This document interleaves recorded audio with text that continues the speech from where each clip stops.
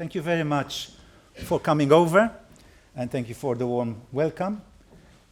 My eldest son told me recently, your reputation seems to increase the farther away you go from home. I will try not to disappoint you. It's often that when we meet people whose work in writing we like, then we meet them and say, is that all? Kind of. But that's how it goes. I'll do my best. I'm going to talk about something which is very close to my heart. It's preoccupied me for a long number of years, and I'm still trying to find a language which speaks to the mind and speaks to the heart. I don't trust people who live in their heads, but it worries me that some people who are very practical might not have the language, the concepts, in order to become more self-critical. And this is what this this presentation is about. It's an aperitif, it's an appetizer. It's not the main course. The main course is your work, your discussion throughout the rest of the day. And I'll share with you some of the thoughts that I have developed with friends, among them Ria Thompson, who is here at the front, and others. I know some of you, but not many of you. I would have liked to have given this speech in Danish. I'm not proficient yet, but I know one word, which is tag. That's as far as I go so far. Let's see. Okay, so the title of my presentation is Being and Doing. You cannot do well unless you are well. The way you look at yourself, the way you evaluate, consider, let's use common words, love others, okay? It's a common word that people like Paulo Freire, perhaps the most important pedagogist of recent years, he says, let's speak plainly about being pedagogists, about being working with helping skills, working in the helping profession. And he uses words like love, humility, authenticity, and I like these words. They might not sound very, philosophical, but they are. So it's about being and doing. And just as a first kind of reflection, why are we in this field? Why are we here?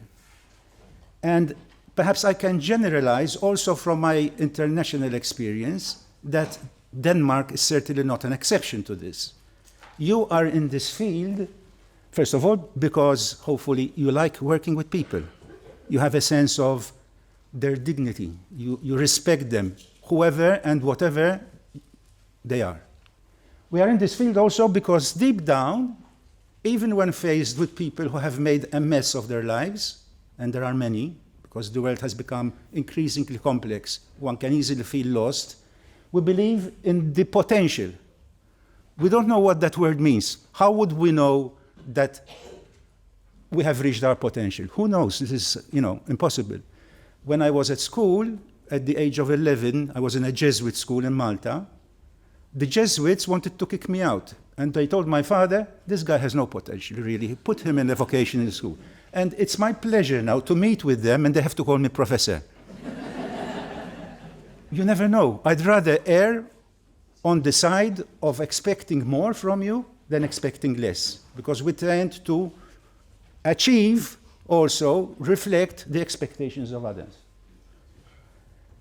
Also, deep down, we want to make a positive difference, even though it's very little, even though it's not earth-shaking, even though it doesn't change the world. But for some people, a smile is everything. I remember when I was young, I still feel it.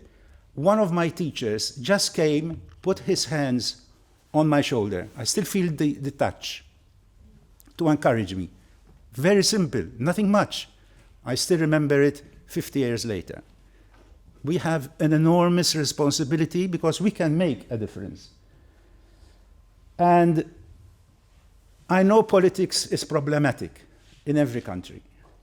I know it can raise people's, tempers and ruin relationships. But I am firmly convinced, ever since I moved from psychology to sociology and tried to bring the two to talk to each other, these two baggages that I have, I think we all have in this room a progressive orientation in a world that has become much more right-wing, that is intent on excluding, is intent on harming, is intent on building walls. The Berlin Wall fell in 1989, I believe, right? Since then, 86 more walls have been built, and I'm still counting. It's a very different world. And having progressive values is really, in a way, so simple. It's about respecting the dignity of the other. It's about ensuring that people feel accepted, that there is solidarity when needed. We learned this mostly from you guys in the Scandinavian North. We didn't learn it from other countries. And it's really a shock to me, frankly, to see that some of these strong values are somehow disappearing. I'm not saying that it's not difficult to accept the other in our midst, of course. But there are arguments, there is research. There's even research from Sweden, for example, where there's a lot of anti-migrant attitudes, that in some cases, when migrants were accepted in a community, the economy boomed. We don't hear this in the news very often. We are engaged with social institutions. We are not freelancers as much as even when we are freelancers. We're trying to connect with others who are creating environments which are meaningful, which are helpful, and we have what we can call an ethic of care. It's a beautiful expression from such feminist philosophers like Nell Noddings, for example. An ethic of care. And this is an important one for today's session, which is this thirst for social justice. It's not something academic or something abstract. It is a thirst. It is almost a human, instinctive, but also nurtured reaction to what we see around us. That you want justice, you want fairness, you want to see that people are integrated in a society that is just. And we have a commitment to social inclusion.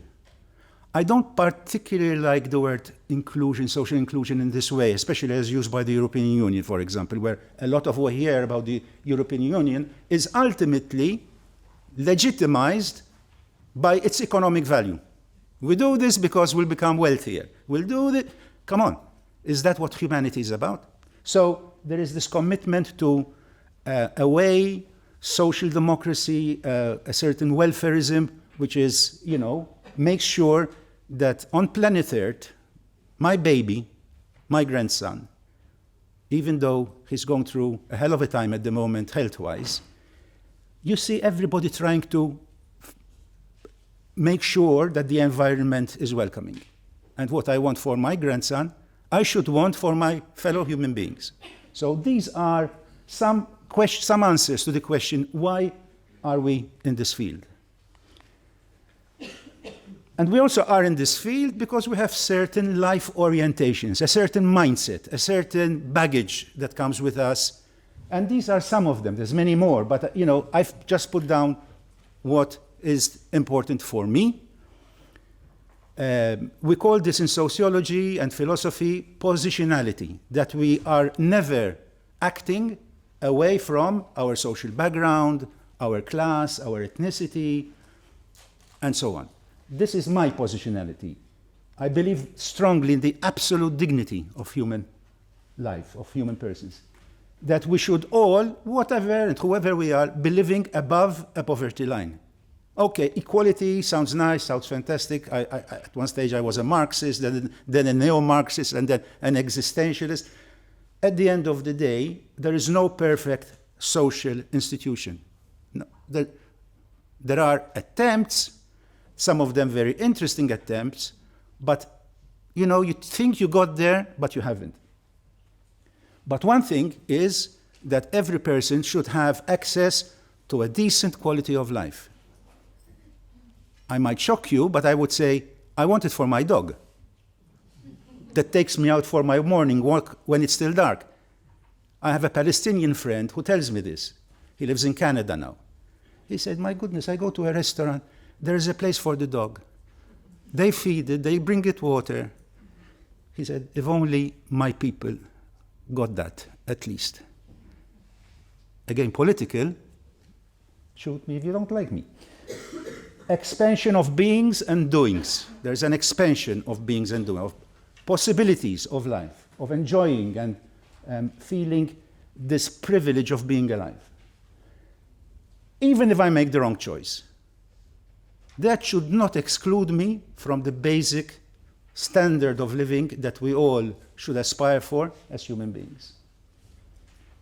That equity trumps, horrible word, equality. That is, if you have problems, if you have some disability or something or other, I will not say I will treat you the same as your brother, your sister, because I want to be equal. Equality is actually unjust in this case. Equity is the just way, where you make positive discrimination to make sure that all the rest that we've mentioned is achieved.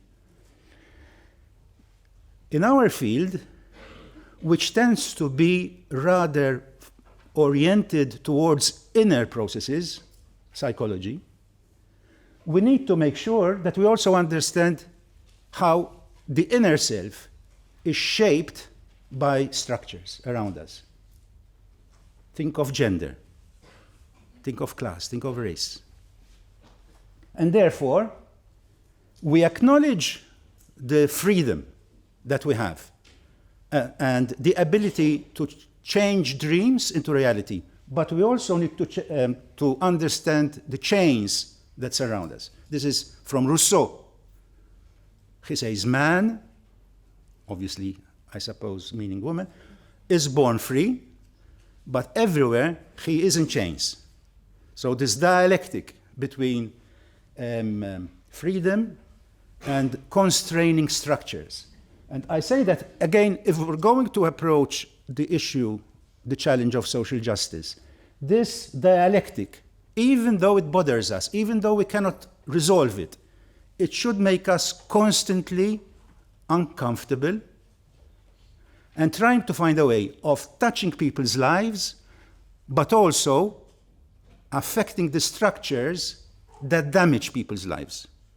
So, I mean, this division between psychology and sociology is so ridiculous. It's historic. It's about academic tribes trying to assert their position in the academic field. Some, possibly among you, have less access to a good life. They have constraints that I do not have, and I might have constraints that you do not have. But understanding that is so important, and preferential option towards the vulnerabilized, not the vulnerable. As we will see, this language that we use is very tricky because it shapes the way we think towards those who have been rendered vulnerable by society. So, if we remember nothing of this session, perhaps we should remember this question. In which ways does career guidance participate in the deployment of power? On whose behalf? Towards which ends? So, in a way, stopping for a moment from the rush of wanting to do good to see, am I possibly doing harm when I thought I was doing good? Am I working against the interests of my clients? Horrible word. Of my friends? And not realizing that the way I'm acting is actually, reinforcing certain attitudes, which we will call deficit ways of thinking.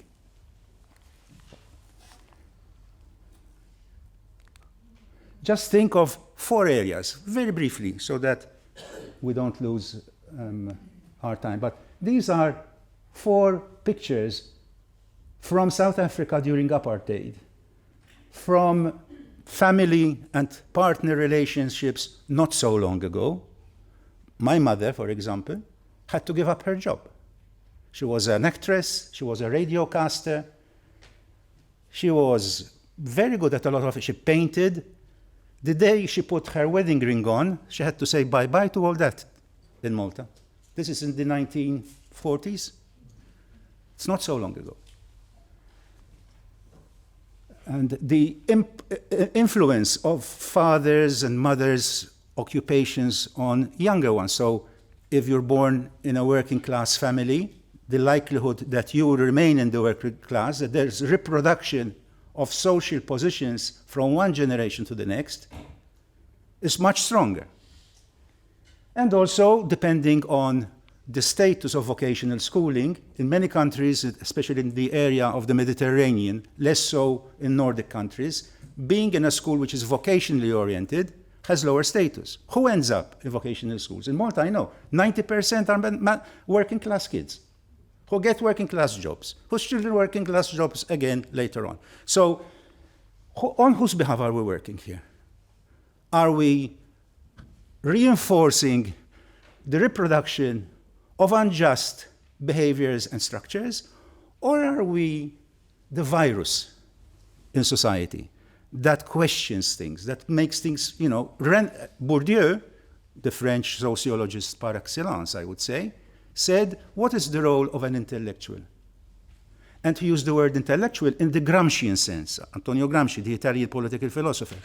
We are all intellectuals in the sense that we have been privileged to learn concepts and constructs to interpret the world around us. Not simply to repeat what we were told. In that sense, we are intellectuals, all of us, without being bombastic, okay? Bourdieu said the sign of an intellectual, the role of intellectual in society, is to render things their complexity. It's a beautiful description. While the media very often and those in power try to make things look, quite straightforward, simple. But they're always complex. There's always, again, another French philosopher, Michel Foucault, there's always power at play. And power can be liberating, but often is domesticating. And in relation to this introduction, I'm using here a typology by one of the best-known social theorists in the world today. He's celebrated everywhere, Jürgen Habermas from the Frankfurt School, who talks about three knowledge interests, three ways of engaging with the world: the technocratic, developmentalist, emancipatory. And we have to see a little bit, use this typology to examine where we fall in this typology. Technocratic in career guidance traditions, it refers to those theoretical approaches, which started with Frank Parsons, of course, this idea of a person context fit. So it's technocratic in the sense that the point is, what does society require? What is needed? And we try to fit you into that. It tends to highlight realism, which is a dangerous word. It's a very dirty word. What does it mean to be realistic? In some family, it's realistic to expect to be wealthy, to have power, to have presence in society, to be on TV, and so on and so forth. In some other cases, if a person who comes to me for career counseling says that, and I tell him, come on, be a bit realistic now, okay? Can you imagine what this does to that person in terms of identity, aspirations, and possibilities? So that is a technocratic approach. I'm going to argue that this is not necessarily wrong. But let's be aware that there are other ways of being a counselor. The second one is probably the majority of people I talk to across the world tend to be strong in this tradition, the developmentalist one. It's a very nice one. I was trained in this. If I just say two words, you'll know exactly what I mean. Carl Rogers. I mean, we've all been trained to facilitate, to be congruent, to relate positively. How would what's the phrase that Carl Rogers uses when we say that? That's the one. Thanks, Ree. Unconditional acceptance of the other. Okay, and that is a helpful context in which one can grow. Again, this is beautiful. Reminds me of the 60s a little bit, right? Self-fulfillment, having more choice, the world is your oyster. We use constructivist approaches, which are, at the moment, the rage, as is life design, again, the rage. We use narrative approaches, again, the rage, and that's fine, as long as we are aware of something else, though. And that's the third image that we have to keep in mind in this typology, the emancipatory ones, where here the key words would be, how do I make sense of this complexity around me? In whose interests is the status quo working? When I have clients in front of me, what language do I use? What am I telling them, directly or indirectly, about the state of the world? And this is very much a social reconstructionist approach.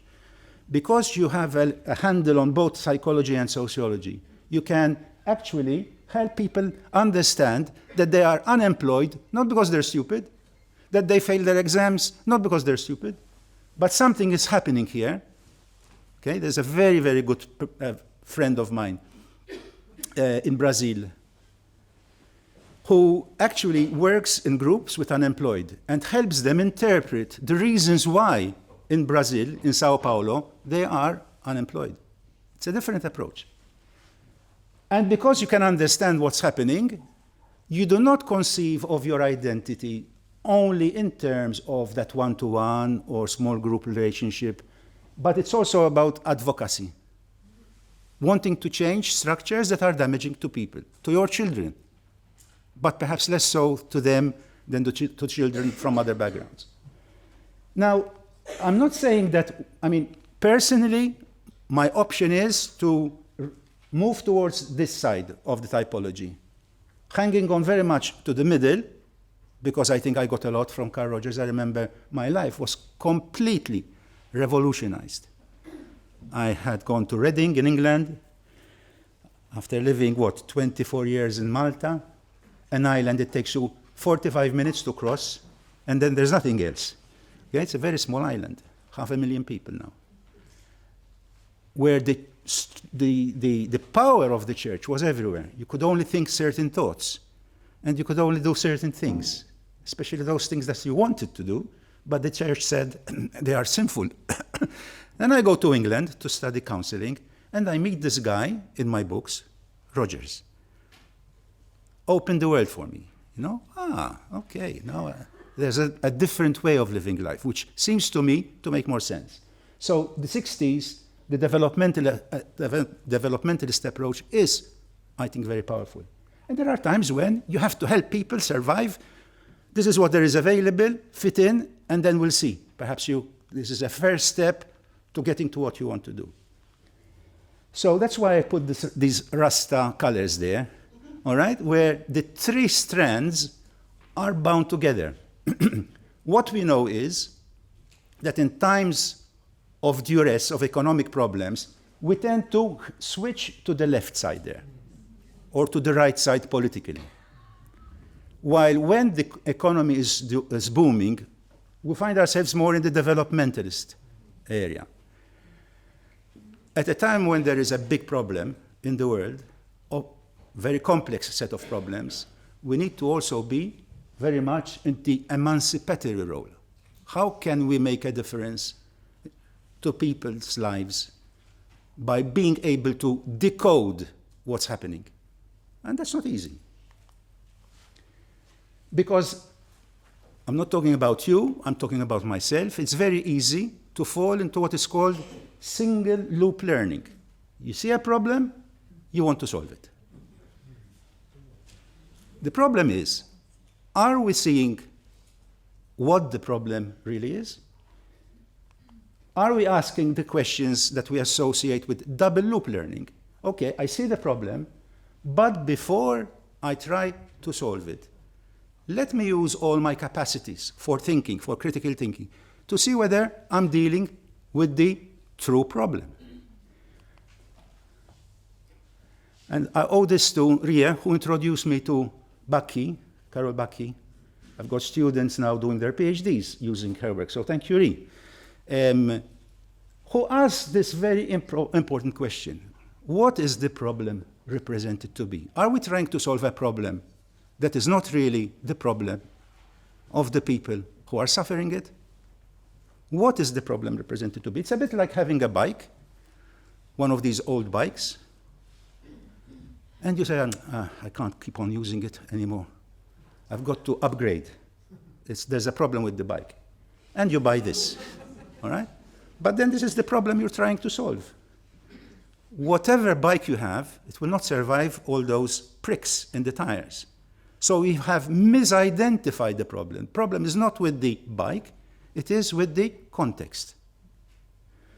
Because if you keep blaming the bike, or your clients, or your students, or yourself perhaps, these are what are known as deficit views. You are blaming, you are responsibilizing, you are individualizing the source of the problem.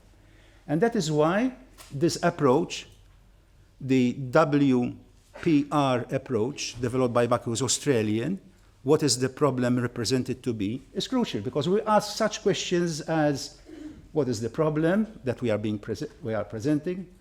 Which assumptions are being made here?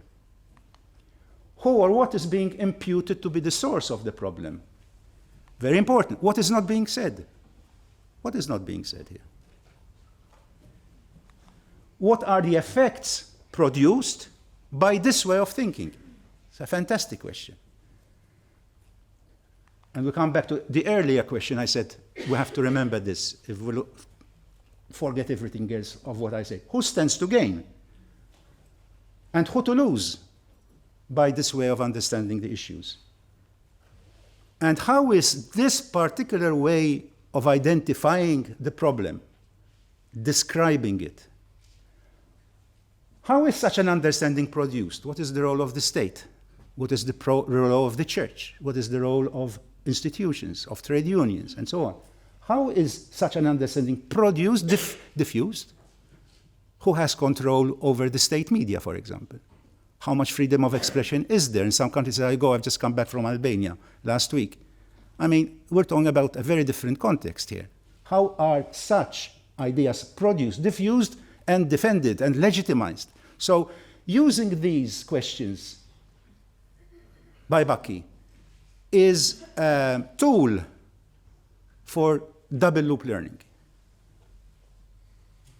And we need it both in our pre-service and in our in-service training to approach as much as possible to internalize this form of double loop learning, which is political, but it's equally political, if not worse, when we don't understand what's happening, when we don't understand these questions. We are inevitably political.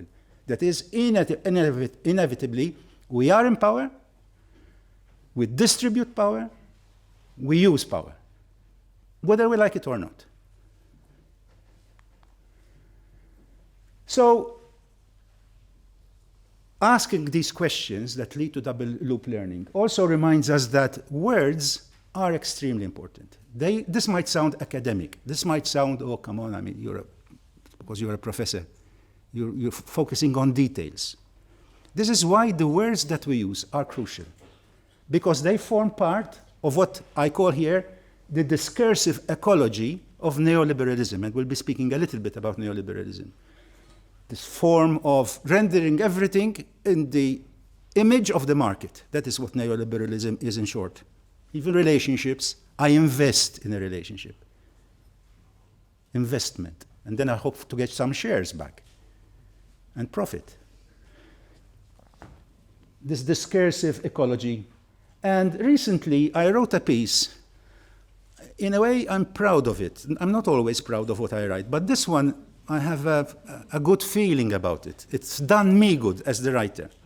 I'm not saying anything original, but I call these the 4 dirty words that we use. Dirty words. And I think because the title says dirty words, there's been much more hits on this. Choosing the right title is often very, you put sex or whatever, and you're going to have a following, my dear. So I'm learning. These are 4 dirty words. There's many more. There's very many more. But these 4 are important because we speak about resilience. Oh, it's hard, but people are resilient. We emphasize personal over social resilience. Activation, horrible word, developed within the context of the EU. You have young people who need to be activated. So the problem is with them. That is where the problem is, because they are not go-getters, they're not entrepreneurial. We have to have entrepreneurship in the curriculum, etc., etc. We talk about vulnerable people, but not about vulnerabilization, which is how they have been made vulnerable by the social traditions, context, structures, and so on. Employability, another one. A cheeky sociologist said we should not use that word. We should use employerability, the ability of employers to create opportunities for people to work. Not employability, which suggests there's something wrong with you because you're not employable enough. You have too many tattoos, too many piercings, your hair isn't done properly, you don't know how to sit for a job interview. And we've come up with this crazy notion of CMS now, career management skills, about which I've written and made a career out of that, but which increasingly feels to me to be hollow, to be dangerous, to be dirty. These are words that responsabilize the individual. Something's wrong with you. And there is a beautiful phrase that goes back to 13th century Islamic culture. A Persian poet wrote, "The words you speak become the house you live in." Isn't that beautiful? They become the house. Jacques Lacan also said it. We think of Jacques Lacan, but not about this Persian poet. Lacan says, the world of words that becomes the world of things. It took me a while to get a handle on that. This is much simpler and as powerful.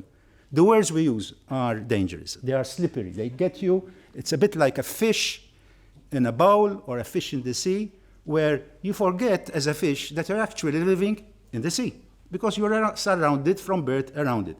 And we, whether we like it or not, that's what we are. We are fish in a sea that we did not create.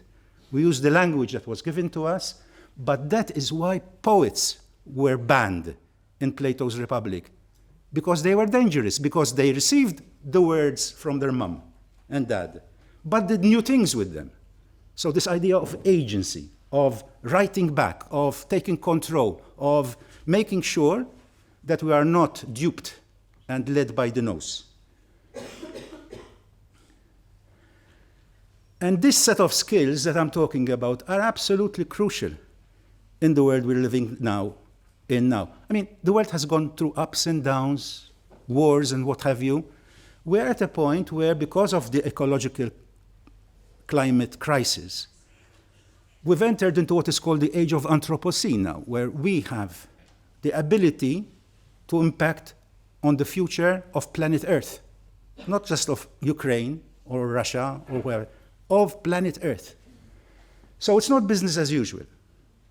There are changes that we're seeing. I mean, I cannot fathom how people nowadays can become neo-Nazis. We've just celebrated the Holocaust. I mean, how is it possible that you zig heil in front of other people and not feel ashamed, embarrassed, and ask to be committed to a mental asylum? But rather, you are proud of it. I mean, people who have been to school, who have learned some history. So we are going through changes where, again, powerful, and I must say, to my shame, men, powerful men, I'm not thinking now of Jacinda in New Zealand. I'm thinking of men in Hungary, thinking of men in so many parts of the world, in India, in Latin America, where the powerful man complex has risen again. They're going to solve our problems, but by doing what? Exactly. changes in the economy and the world of work. There's so much to say about that. And, of course, the changes in the environment. So these are, we cannot be going about our business simply as if nothing is happening. A lot is happening. You all know that. And the question to ask is, how is what's happening now going to impact on theories that were developed in another space, most of them in America? And the crazy thing here is that 60% of the planet's population works in the informal economy, using or trying to use career guidance theories that were developed in one of the richest countries in the world. I mean, doesn't make sense. But we are intellectually lazy to try to see what does this mean in this context. So what's the impact on theory and on practice? And here, I will just refer briefly and move on to what is supposed to be a social contract that was developed by people like Locke and Hobbes and Rousseau and others, the most recent ones being John Rawls, for example, and Hampton, Gene Hampton. This notion of a social contract, that is, we give up some of our liberties to the state, and in return, the state protects us, provides protection to us, makes sure that we live above a poverty line, okay? The basis of Scandinavian social democracy. What's happened to that? It was a very big step in political philosophy, because what we're talking about here is that we gained, as citizens, a number of rights. A right to live in decent ways, a right to liberty and pursuit of happiness, which is the foundation of the American Constitution, among others, even though they are the first to break that social contract. Freedom of belief. I mean, I come from a rather Catholic authoritarian state, Malta, no longer so because the church has lost credibility now for a number of reasons, some of which you might know. But there is the separation of church and state. It's vital. I've been to theocratic systems in the Middle East, for example. Meritocracy, not inherited privileges, and so on. These are the good things that came out of the social contract. Increasing sense of security, where life is no longer short, brutish, as Hobbes described it in his times. We're even, this idea of a universal access to a minimum wage, pensions, for which there's 1.5 million French at the moment on the streets to get, benefits, rest, universal basic income, all these rights. And ultimately, the beautiful notion of a welfare state, which was ridiculed by the arch protagonists of neoliberalism, Reagan and Thatcher. Huge, huge impact they had. While the welfare state provides us with solidarity, the notion of solidarity for all, increasing access to the goodies of life, and also the notion of dignity as human beings. Because, human beings, it depends how we imagine. Marx used to speak about the species specific, that is, this species of animal, humanity, has certain foundational characteristics. We speak, we play, we tell stories, and so on and so forth. What about the sense of dignity? It depends on how you imagine human beings to be. What concept do you have of them? I've been in countries where it felt a bit like medieval Europe, where the way the boss or the person in charge speaks to his underlings, it's very often a he, you think that they're talking to lower species of human beings. So it depends on how we imagine the species of humanity. And the idea is, are we, as in this job as career counselors, are we respecting these foundational principles of the welfare state? Are we contributing to them? Or are we simply parroting the kinds of critiques that are made of the welfare state? That there are scroungers, that there are people who want to sit on their bum all day, that you offer them work and they don't want to take it. I'm not saying that this is not sometimes true, but I'm saying, is this the way that we want to represent our fellow human beings? And what we've seen is this deepening social gap, a lot more inequality. Okay? We've heard about Piketty's data, which proves definitely, but he will not get the Nobel Prize, I bet you, for economics. He will not get it. But he's proven definitively that the gap between the rich and the poor has increased tremendously. We live in a world where insecurity abounds, where there is an emphasis on competition against solidarity. We see a concentration of wealth, monopolization of profits right and left. Just think, this morning on BBC, the critique by Biden of Exxon. It's made, believe it or not, $56 billion in profit this year. He said, this is obscene. Instead of sharing and socializing, we say, socializing those profits in some way or other, sounds almost socialist, coming from an American, that's unbelievable, all right? We have the individualization of profits, shareholders. It's a different model. And what we see is, you know, all these things that the ILO is trying to combat by using this phrase, decent work, which is very different from working more for less. Don't know if it happens to you here as well. You have to work more. You have to face more bureaucratic management, micromanagement sometimes. I've heard of computers at the ETF, European Training Foundation. They have computers that actually measure how much time you spend on each particular task you are given.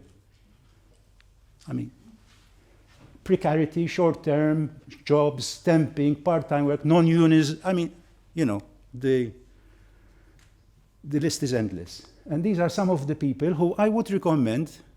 We try to teach them in our master's course as well. Sometimes they're a bit heavy going, but at least you're giving them tools to work with by people like Zygmunt Bauman, who is absolutely fantastic. He is the prophet for our age, I would say. A Polish refugee from Nazism. And his wife was in a concentration camp. So when you read his words, his work, his writing, it's like being burnt by fire. Amazing guy. Judith Butler, very heavy going sometimes, but she has this ability, this skill, to take your mind and you see something else in a different way. You see it differently. She's better than drugs. There's Noam Chomsky, of course, the grandfather of critical thinking, amazing mind. Richard Sennett, very, very clear writing. Absolutely fantastic, first rate. He's got a book from the past which was called The Hidden Injuries of Class. Marion Young, who I'm going to refer to later if I have the time. I'm aware. At what time do I finish, please? Oh, okay, I've got some time. Thomas Piketty, Martha Nussbaum, who works with Amartya Sen's capability theory, another approach. So all these writers, and there's many more, give us the tools for double loop thinking, for asking what is the problem represented to be. We need that because, let's face it, if you have children, grandchildren, if you have a job which is very demanding, and you're trying to cope with several things in your life, you really have very little time for double loop thinking. It has to become integrated, become part of you. And what these people offer are precisely the skills that we want our students in our classes to learn as well. So we need to practice them. It becomes second nature. You become a bit of a miserable person. Education does that. It will give you the truth, whatever the truth is. But first, it will make you miserable. Because all the things that you like and you hang on to for some kind of normality in your life, you're going to start letting go. So that education is not a process of learning. Education is a process of unlearning. We all need to unlearn certain basic stuff that pass as the truth. For example, one of the big justifications of the market, is remove taxes a la Trump, a la Thatcher, a la Reagan. Remove taxes from the wealthy. Because the wealthier they become, the lower down people sitting under the table of the rich will get something. At least something will trickle down.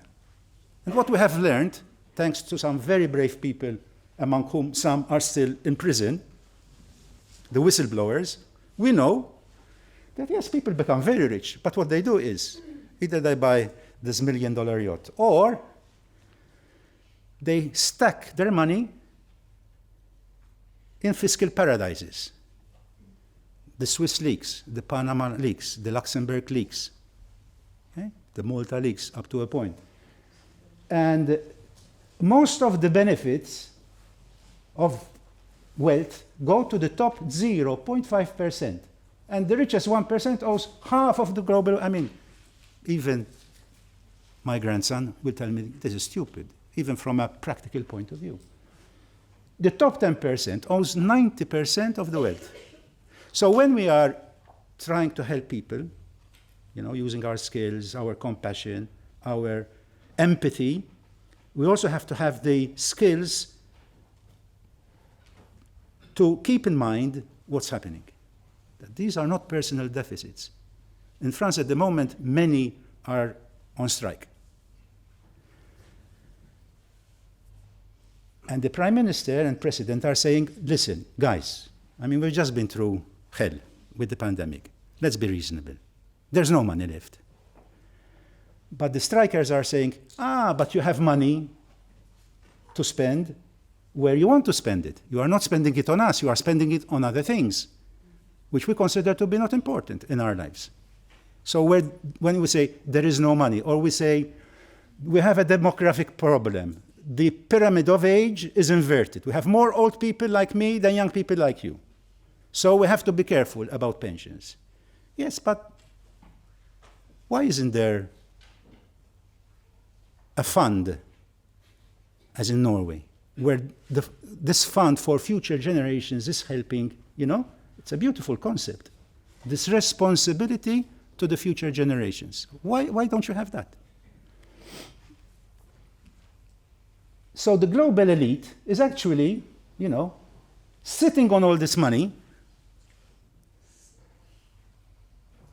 calculated to be, by some organizations, including Oxfam, to be, you know, let's say 25 billion, trillion. I don't even know what that means. I don't know how many zeros there are. But it sounds like a lot of untaxed assets. Imagine if they really had to pay tax.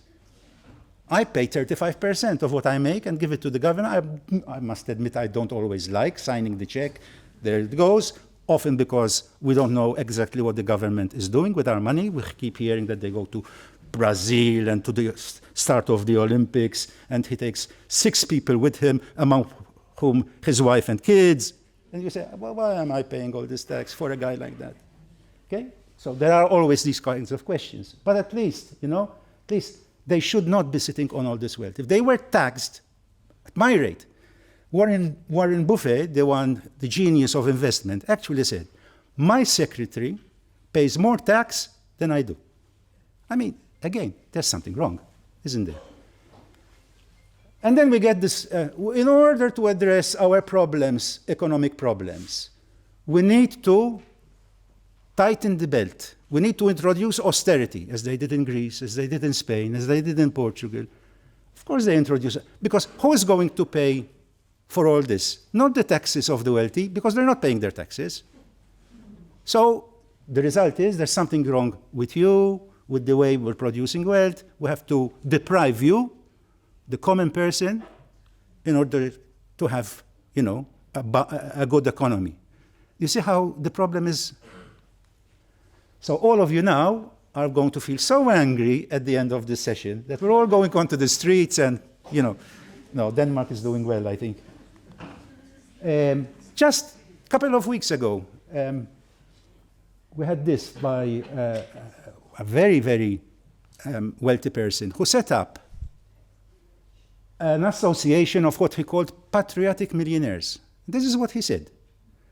They are begging the government to tax them, which is new, because they are feeling. I mean, part of it is honesty. Part of it is survival, because they are feeling that if we go on like this, there's going to be a massive repercussion. Think of the French Revolution. They cut off the king's head. This might happen. And perhaps what we dislike and we see around us, namely neo-fascist movements, perhaps that's what they're trying to say in ways that sometimes are difficult to understand and decipher. They're saying there's really something wrong, really deeply wrong. We want things to change. So don't feel bad necessarily if you have feelings when you read the newspapers, my goodness, I'm becoming a neo-fascist as well. I sometimes have those feelings as well. Our point is to face them and see where they're coming from. And this is one of it. And most of us can say that while the world has gone through an immense amount of suffering during the pandemic, we have actually seen our world, says this patriotic millionaire, rise during the pandemic. Yet few, if any of us, can honestly say that we pay our fair share in taxes. Again, how is the problem represented to be? What is the problem here? So there are new, in the current situation, there are new social risks that we can think of. You know, I mean, when I think of my sons, they are privileged, very privileged. But when I think of my grandsons, I only have boys, unfortunately, in my family. I've been begging for a girl, but never comes. I hope they don't try again, though. It's enough. When I think of my grandsons, they're having a very tough time ahead of them. Many can't afford their homes. Many can't afford rent. It's gone up. Many can't afford some of the basic things that we thought were here to stay. Savings, retirement, pressures on low-income individuals, people that you meet. Okay? So, thinking of the welfare state, there are new questions to ask. And new things happening, including, of course, that people will stand being oppressed only for a while. Think of Spartacus in Roman times. Think of the capitalist revolution. Think of the French Revolution. The people can only stand being oppressed, which is great, that we react, we search freedoms, and that we believe that as a species, and increasingly so, a new philosophic movement has developed, that all life that has feelings, that can feel, including animals, for example, have these rights. All people should have equal access to the social and material conditions to live flourishing lives. This is Eric Olin Wright, fantastic person who died recently from the States, one of the last Marxists in the States, if there ever were, who writes about real utopias. Things that are happening now where people are looking for a different way of being in the world. Now, Thatcher once said, Tina. I don't know if you've ever heard Tina. There is no alternative to capitalism. But think of it, just think of it in the past. How people who didn't think that they were over-determined by structures fought for increasing freedoms, including the women's suffragette movement. And just look at all the things that people, through solidarity with each other and clever organizations, managed to achieve. I mean, it's quite impressive. You can get bereavement leave, you have unions. The right to, in the 19th century, you were put in jail or hanged in England if you were part of a union. Now we take it for granted, or we used to take it for granted, because the rise of non-unionized work has increased abundantly. An 8-hour workday, 40-hour week, minimum wage. Look at it, health insurance, family medical. It's amazing what we want, and how these took decades to establish, and we're losing them in a matter of years. Right? So we have to have in our heads this notion of utopia, which can be dangerous because utopias have a terrible way of becoming dystopias. But forgetting the possibility of a better life is equally dangerous, in my view. Another world is possible now. And I won't stay long on this, but what Eric Wright did, he went around the world doing research. What new forms of social organization are coming up, which are at the start? So we don't know exactly what's going to happen. But he found, different people in different parts of the world experimenting with new forms of social organization. And he said, I'm not talking about something that is nowhere, doesn't exist, part of the Tina phenomenon, there is no alternative. So it's not nowhere, but now, here, he splits the word in a different way. Look at this guy playing with words because he knows that words have an impact on the way we think. And I have to rush the last few minutes. I want to say that those of you who are not ready to kill me after this session and leave me in peace, I've got enough trouble at home, I haven't yet cooked my dinner, my husband is unhappy, my wife is unhappy, whatever. The children are crying. The more I tell them to stop, they cry more. These are real problems of everyday life. But please, if you feel more or less curious about these ideas, for many of you these are not new. Perhaps I articulate them in a way and with a passion that helps you kind of want to engage a bit more. But keep in mind that we are not alone. There is a movement in our field. Just look at this. You see Ree, the wise old man there, and Tristram Hooley. We decided at one point to invite people from all over the world. What do you have to say about career guidance and social justice? And there you have it. So many others are thinking through these issues, coming up with nuances and deeper understanding of what it means to make our field the avant-garde in the psychology field and sociology field in working with people, making these kinds of issues at the heart of our profession. And Tristram is currently really doing an excellent job. I mean, we're helping him, but really it's Tristram who has developed a website where people who are practitioners, because this is your field more than mine, practitioners are actually sharing with others internationally vignettes about how they have worked for social justice. They're trying to work for social justice. So if you go on this website, there's some really excellent examples of people who understand the world more or less in the way I'm indicating, that I understand it, who have different insights and are sharing their way of transforming these ideas, this analysis, into real everyday work with clients. So I do encourage you to look into it and to contribute to it. Because your work is, in a way, I'm not going to say necessarily more or less important, but I do feel it's more important because sometimes ideas are very seductive. But then if you go on Monday morning and say, okay, what the hell am I going to do with all this? If you don't have, a sense of what you can do, it can become actually disheartening. Because now, not only are you doing work, but you're doing work with misery sitting on your shoulders because you understand that probably you're doing not necessarily the right thing, or you can do it better, can do it more politically informed.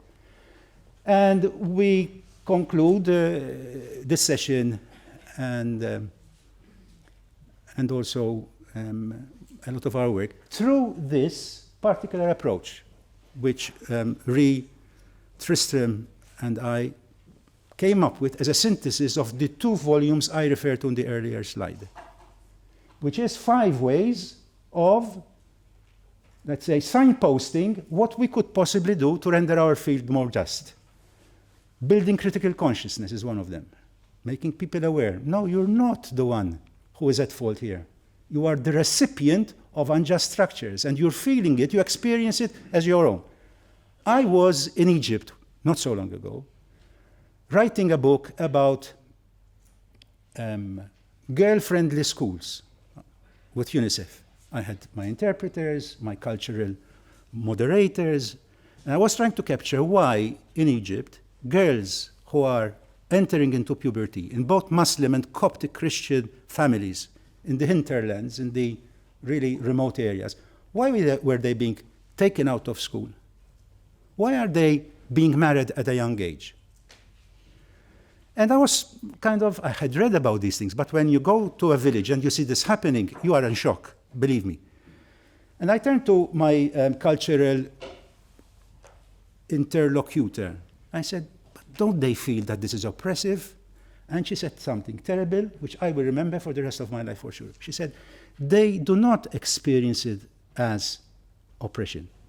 They experience it as life. They experience it as life. So building critical consciousness, at least you're giving a key to, decoding what's happening, to name oppression, to question what is normal, to encourage people to work together to have an impact, and to work, very importantly, at a range of levels. As I don't have time to go over each one of them, but you will have the slides, okay? They deserve a lecture on a session on its own. I will just end up, since you are all, or many of you are practitioners, a very beautiful sentence that a practitioner wrote in response to some of the writings of Carlo Alberto Torres, who is Argentinian, works in the state, very well known for what we call critical pedagogy, really enhances decoding the world. And he told him this. So much of the literature I read holds up only one standard for social change, major social transformation. There's something arrogant about that, he says. It seems to me, for it discounts the daily good work that thousands of people like himself do humbly to affect micro-level change to incrementally build community. I think that's beautiful, because sometimes people like me who sit in their office, get a good salary and a good life, become missionaries of the past. When I was young, I always wanted to be a missionary. Right? And forget that change is difficult and that every little step counts. And I end up by wishing you all that you have a positive impact on those you meet. That's our job. Thank you very much.